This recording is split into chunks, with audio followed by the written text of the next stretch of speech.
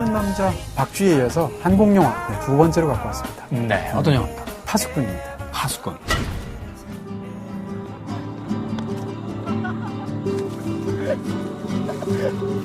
네, 영화가 시작되면 고등학교를 배경으로 펼쳐지고 있는데 세 아이의 우정을 다룬 그런 영화임에도 불구하고 세 아이 중에 하나가 죽습니다. 근데 그 죽은 아이의 아버지가 바로 조성아 씨가 이제 연기하는 캐릭터인데 네. 아버지 입장에서는 아들이 죽었는데도 불구하고 아들이 왜 죽었는지를 정확하게 모르는 거예요. 기태가 학교에서 전혀 문제가 없었던 거니? 예, 뭐 저 전학 가기 전까지는. 왜 저기 엄마. 아들과 친했던 아이들을 하나씩 장례가 끝난 다음에 찾아가면서 도대체 무슨 일이 있었는지를 캐보는 형식으로 영화가 시작이 되죠. 어디서부터 잘못한 거지?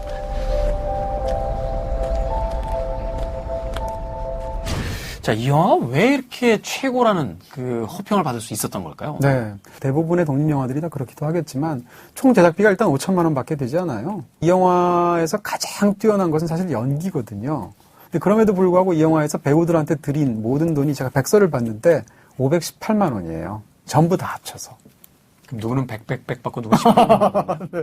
굉장히 열악한 환경에서 찍었는데 배우들의 연기력만큼은 정말 야 어디서 이런 배우들이 나왔지 싶을 정도로 눈이 확 떠지는 그런 경험을 하게 해주는 차세대 충무로의 이제 스타들이 바로 이 영화 속에 다 담겨있다. 뭐 이런 이야기도 돌기도 했었죠. 잠깐 지금 군대에 가와 있는 상황이긴 하지만 특히 이재훈 씨는 이 영화 이후에 누가 가장 독한가 살아서 집에 가자. 또 건축학개론까지 찍게 되면서 지금은 대한민국의 대표적인 그런 영화 배우가 되기도 했습니다. 이 영화에서 제가 가장 좋았던 것은 소년이 어떤 존재인지를 이 영화만큼 잘하는 영화도 드물 것이다 라는 측면입니다. 소년성이라는 것은 굉장히 에너제틱하고 그러면서 한편으로는 굉장히 불안하잖아요. 네. 그리고 소년이기 때문에 갖고 있는 뭔가를 엄청나게 끌어당기는 인력이라는 힘이 있습니다.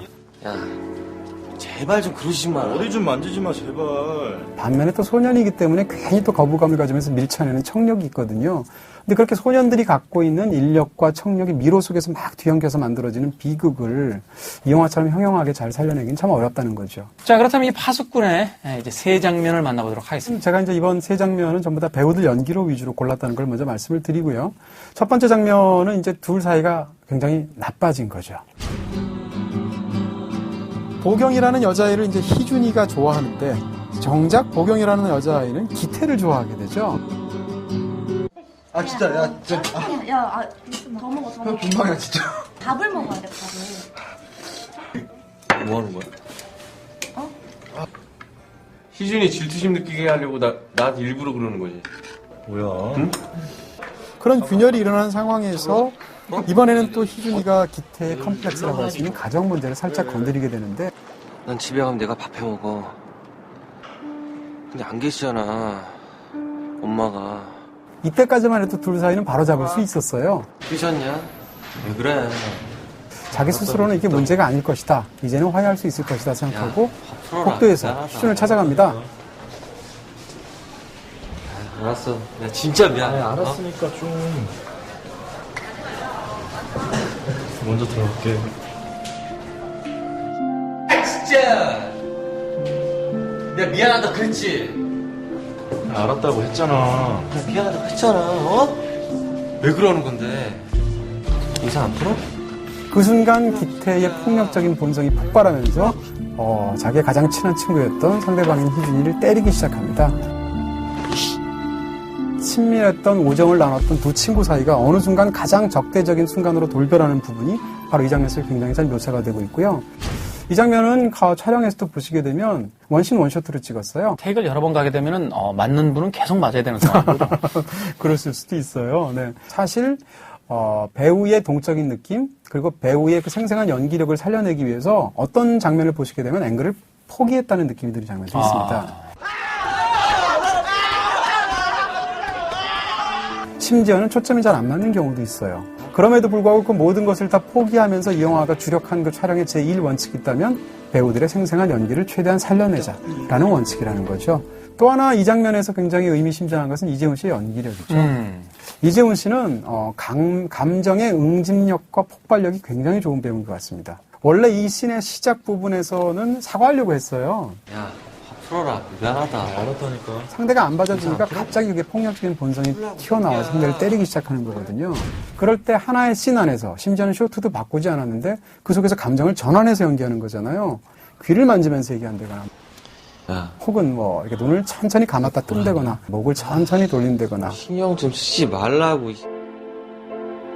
이런 디테일한 연기 동작들을 통해서 그 아이의 폭발하기 직전에 남은 것들 것을 너무 잘 연기를 해서 이재훈 씨가 극 중에서 정말 무시무시한 캐릭터로 보이게 되는 거죠. 자, 그렇다면 이제 두 번째 장면으로 가보겠습니다. 네. 두 번째 장면은 역시 어떻게 보면 비슷한 컨셉의 장면이라고 할 수가 있어요. 그렇게 해서 때리기 시작하고 굉장히 괴롭히기 시작하고 걷잡을 수 없게 둘 사이는 악화가 되죠. 이거 하고 틀었다.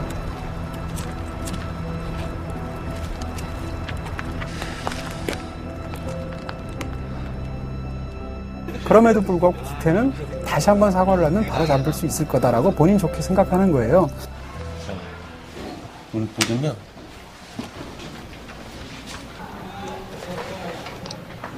이제 그만하자. 미안하다, 준아. 미안할 필요 없어. 사과 받고 싶지도 않고. 무슨 소리야? 사과 받고 싶지 않다고. 너한테. 야, 남은 고민해서 얘기하는 건데. 근데 희준이가 거기에 대해서 아주 청천벽력 같은 말을 하죠. 너 다음 주면 전학 가. 이 덕분에. 그래서 별로 사과 받고 싶지 않다고, 너한테. 이렇게까지 하는 이유가 뭐야? 너는 나한테 이렇게까지 하는 이유가 뭔데? 내가 네 꼬붕이야?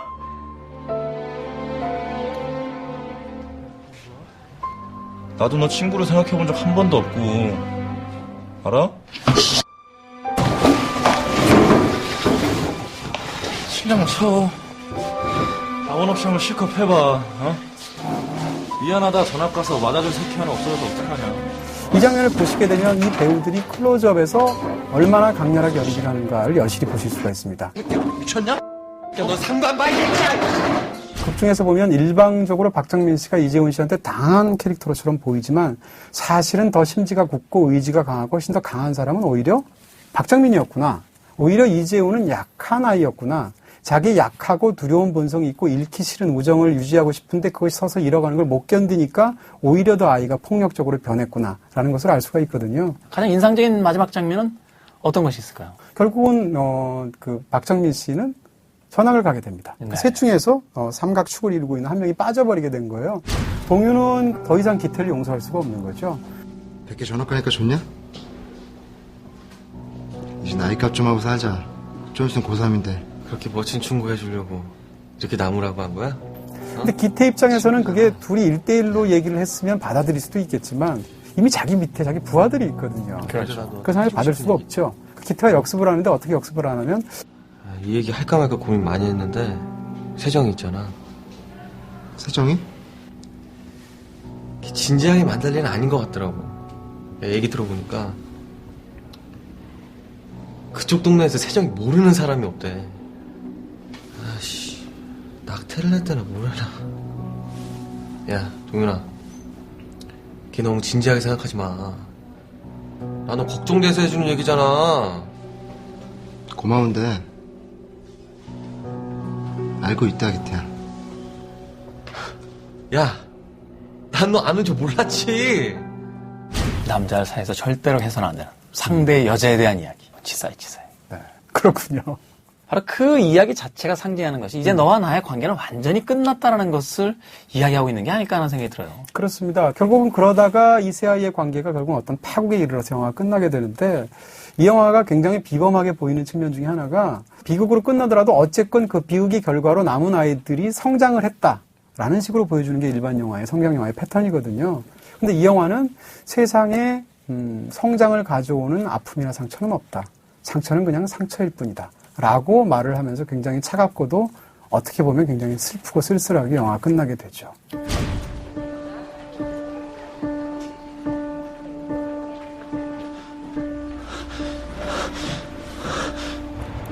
어디서부터 잘못된 거지? 처음부터 잘못된 거 없어. 너만 없었을 때. 마지막으로 이 영화의 제목이 왜 파수꾼인지에 대한 궁금증을 좀 풀어주고 가시죠. 네, 제가 그래서 궁금해서 윤상현 감독을 만났을 때 제가 직접 물어봤습니다. J.D. 셀린저의 혼밀밭의 파수꾼이라는 작품을 굉장히 좋아하기 때문에 그 이미지를 따오고 싶어서 집어넣었습니다. 라고 얘기하시더군요. 젊은 날에 꼭 한 번은 읽어봐야 될 그런 책으로서 이제 거론이 되고 있는데 아마도 그런 어떤 청춘의 가장 아픈 시기를 거쳤던 주인공이 등장하는 책 자체가 자신의 영화가 닮아있다고 생각했던 것은 아닌가 또 싶네요. 그렇겠죠. 오늘 어떠셨습니까? 네, 수다 떨다 보니까 여름 다 한 것 같아요. 그런 이야기가 있죠. 아는 만큼 보인다. 세상에 수많은 영화들로 가득 차 있기 때문에 우리가 영화를 좀 더 깊게 이해한다면 또 우리가 살고 있는 세상을 좀 더 깊게 이해할 수 있지 않을까 하는 생각을 해봅니다. 네. 저희는 다음 주 금요일 밤 1시에 좀 더 좋은 영화 그리고 좋은 이야기로 찾아오겠습니다. 고맙습니다. 네, 감사합니다.